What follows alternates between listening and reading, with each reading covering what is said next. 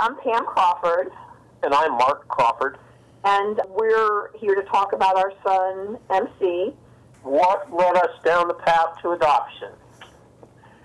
We'd always planned to have children, and after the replacement number of 2 biological children was reached, we found we were still enjoying parenthood. My first thoughts about learning about this kid, I was charmed. We saw the baby photo, of course, and we heard the story of, the premature birth, but I didn't know anything about what an intersex condition was or how that might affect the life of this tough little kid. Actually, for me, it may have been a little bit different than for Mark, because when I heard that the special need had to do with an intersex condition, actually, one of my best friends when I was an early teenager was intersex. And also, having gone to medical school, I was pretty familiar with issues around this. The first thought that I had was, let's make sure they don't do the surgery. And initially, I had thought that they had not. And in fact, they did the surgery about 3 months before we were able to get custody of him. And I guess, I was really sad that that decision had been made for him. And actually, at that time, he was being raised female, so we were referring to him as a girl. And it's become more and more difficult, just as his identity has become more clearly male.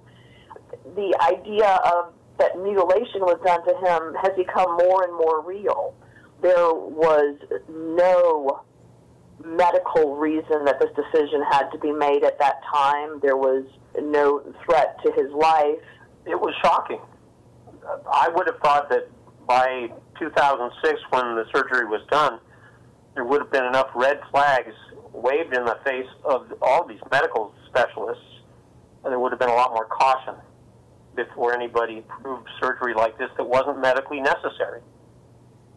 I would never have made the decision to choose the gender either way.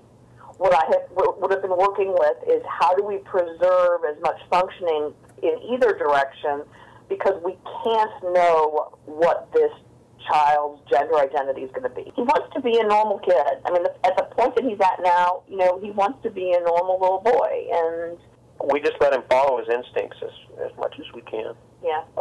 The bike riding and the tree climbing. I think the decisions made by the state send a message to MC that your body is not acceptable the way it is, that you need to have a body that conforms more to what we think it should look like. The real intent of the lawsuit is just to uphold these constitutional principles.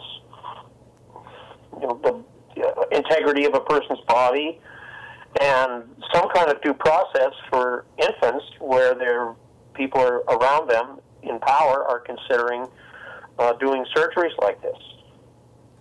I would give anything for this not to have been done to our child. I don't want it to happen to any more kids.